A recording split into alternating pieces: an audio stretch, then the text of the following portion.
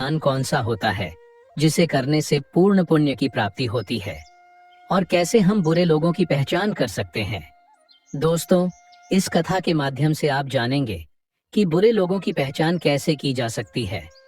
तो कृपया आप इस कथा को शुरू से अंत तक ध्यान से सुनिएगा, क्योंकि अधूरा ज्ञान मानव जीवन में अनेक कठिनाइयों का कारण बन सकता है। कथा आरंभ करने से पहले यदि आपने हमारे चैनल को अभी तक सब्सक्राइब नहीं किया है तो जरूर सब्सक्राइब करें, वीडियो को भी लाइक करें और अपने प्रियजनों के साथ भी शेयर करें। कमेंट बॉक्स में लिखिए जय श्री राधे कृष्ण। दोस्तों, एक बार भगवान श्री हरि विष्णु जी और माता लक्ष्मी जी क्षीर सागर में अपने आसन पर बैठे हुए थे। तब भगवान विष्णु जी ने देखा कि माता लक्ष्मी जी किसी गहन सोच में हैं। माता लक्ष्मी जी को गहन सोच में देखकर भगवान विष्णु जी मुस्कुराते हुए बोले, हे देवी, ऐसा प्रतीत होता है कि आज आप किसी गहन विचार में डूबी हुई हैं। आप निसंकोच होकर अपने प्रश्न पूछिए, हम आपके सभी प्रश्नों का समाधान अवश्य करेंगे।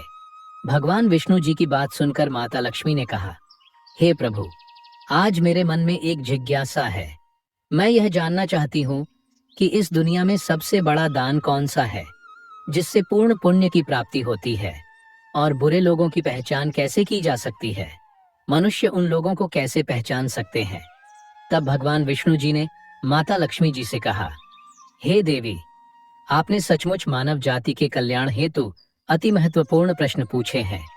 यह प्रश्न मनुष्य के जीवन में अत्यंत मूल्यवान है, इसलिए मैं आपको आपके इन प्रश्नों के उत्तर एक महत्वपूर्ण कथा के माध्यम से दूंगा।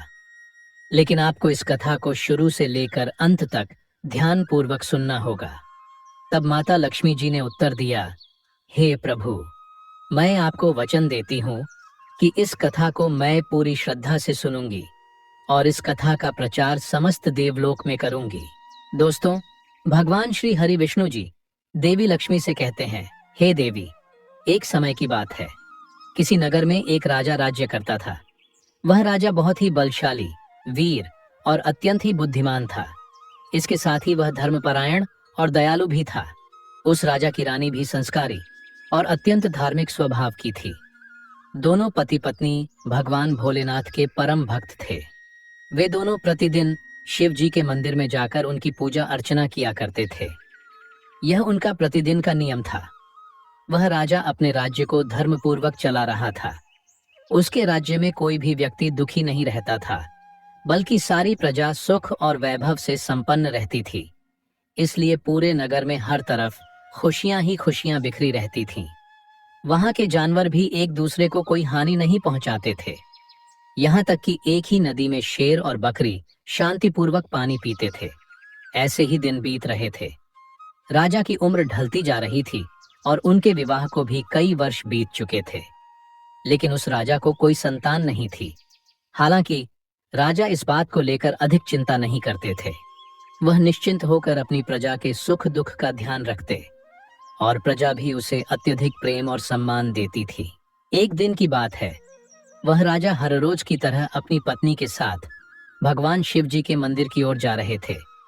तभी अचानक उसने देखा कि सामने वाले घर में एक स्त्री झाड़ू लगा रही है।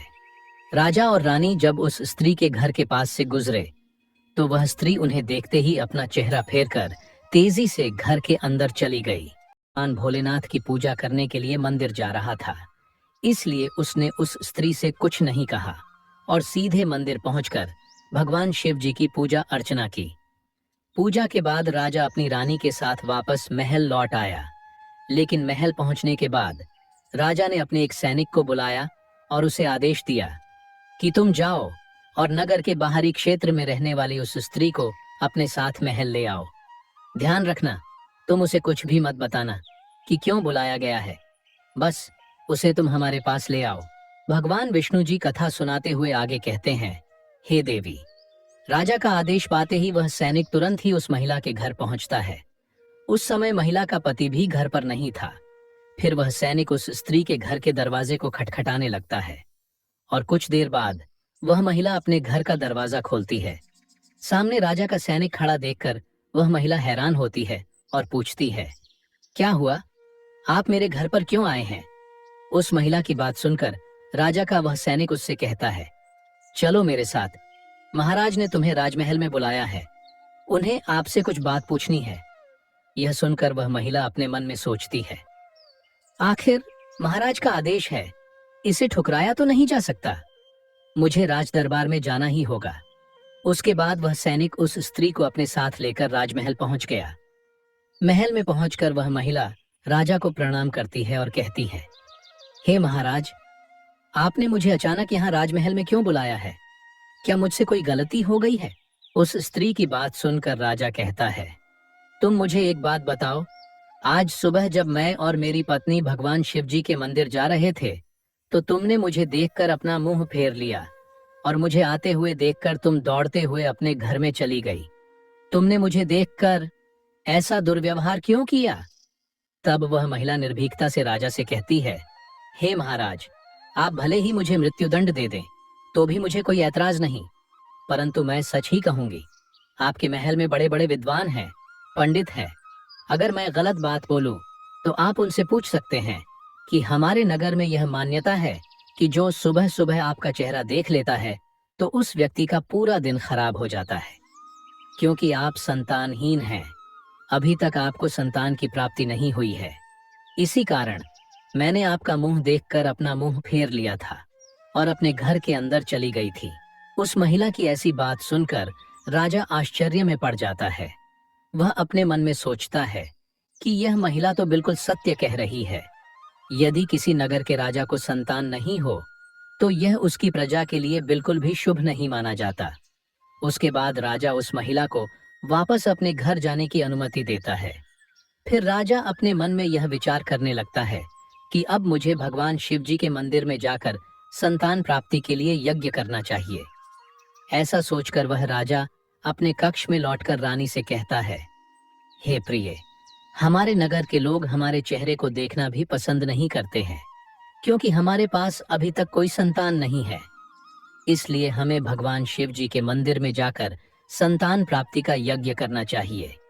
हम भगवान भोलेनाथ के मंदिर में चलते हैं और भगवान शिव से प्रार्थना करते हैं कि वे हमें पुत्र प्रदान करें। राजा की बात सुनकर रानी भी उसकी बात मान लेती है। फिर राजा और रानी दोनों भगवान शिव जी के मंदिर पहुंचते हैं और भगवान शिव जी की पूजा करके संतान प्राप्ति के लिए यज्ञ का आयोजन करते हैं। भगवान विष्णु जी कथा सुनाते हुए आगे कहते हैं, हे देवी, पुत्र प्राप्ति के लिए राजा और रानी ने यज्ञ का आयोजन किया, लेकिन यज्ञ संपन्न होने के बाद भी उन्हें संतान की प्राप्ति नहीं हुई। यज्ञ के निष्फल होने से राजा अत्यंत निराश हो गया। यज्ञ का आयोजन करने वाले पंडित जी भी सोच में पड़ गए। पंडित जी ने मन ही मन सोचा, अब तक जितने भी यज्ञ मैंने किए हैं, उनमें से कोई भी यज्ञ आज तक विफल नहीं हुआ है। इसका अर्थ यह है कि शायद इस राजा के भाग्य में ही खोट है और ऐसा प्रतीत होता है कि ईश्वर ने इस राजा के भाग्य में संतान का योग नहीं लिखा है। इसलिए संतान प्राप्ति का यज्ञ करने के बाद भी उसे संतान की प्राप्ति नहीं हुई। राजा हर संभव प्रयास करके थक चुका था और अब वह गहरे निराशा में डूबा रहता था। वह दिन रात संतान की कमी के बारे में सोचता और चिंता में खोया रहता था। एक दिन सिंहासन पर बैठे बैठे राजा को अचानक एक बात याद आती है कि दूसरे नगर के वन में एक महात्मा जी निवास करते हैं, जिनकी ख्याति दूर दूर तक फैली है। राजा के मन में विचार आता है कि शायद उन महात्मा के पास मेरे इस कष्ट का कोई समाधान हो। अगर मैं उनके पास जाऊं, तो संभवतः वे मुझे पुत्र प्राप्ति का कोई उपाय बता सकें। मुझे उनके पास जाना चाहिए। अपने मन में यह निर्णय लेकर राजा तुरंत अपनी रानी के पास जाता है और उससे कहता है, हे प्रिय, दूसरे नगर के वन में एक महान तपस्वी और ज्ञानी महात्मा जी रहते हैं। मुझे लगता है कि हमें उनके पास जाना चाहिए। हो सकता है कि वे हमें पुत्र प्राप्ति का कोई मार्ग सुझा दें। फिर रानी भी राजा की इस बात से सहमत हो गई। रानी ने कहा, हे स्वामी, आपकी बात बिल्कुल सही है, हमें महात्मा जी से अवश्य मिलना चाहिए। रानी की सहमति पाकर राजा और रानी दोनों ने एक रथ में बैठकर महात्मा जी के दर्शन के लिए दूसरे वन की ओर प्रस्थान किया। कुछ समय के बाद वे दोनों वन में पहुंच गए। रथ से उतरकर राजा और रानी दोनों जंगल के भीतर जाने लगे। ऊंचे नीचे रास्तों से गुजरते हुए वे महात्मा के आश्रम की ओर बढ़ने लगे। भगवान विष्णु जी कथा सुनाते हुए आगे और ज्ञानी महात्मा जी रहते हैं। मुझे लगता है कि हमें उनके पास जाना चाहिए।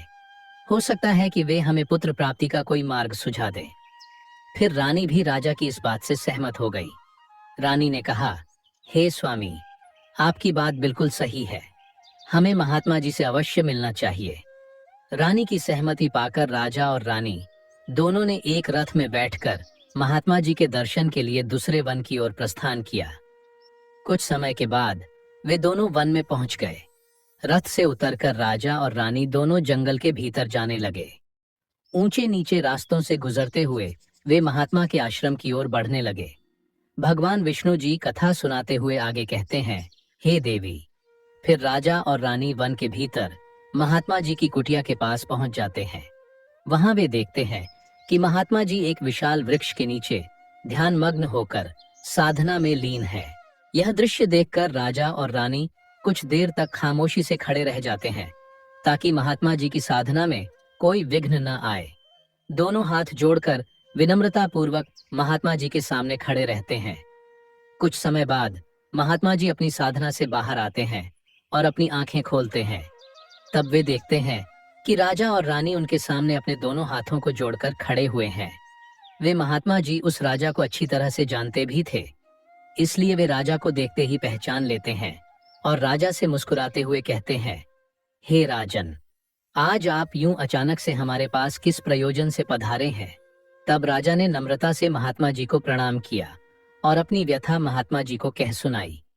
उसने बताया कि कैसे उन्होंने पुत्र प्राप्ति के लिए यज्ञ किया, परंतु सभी प्रयास व्यर्थ गए।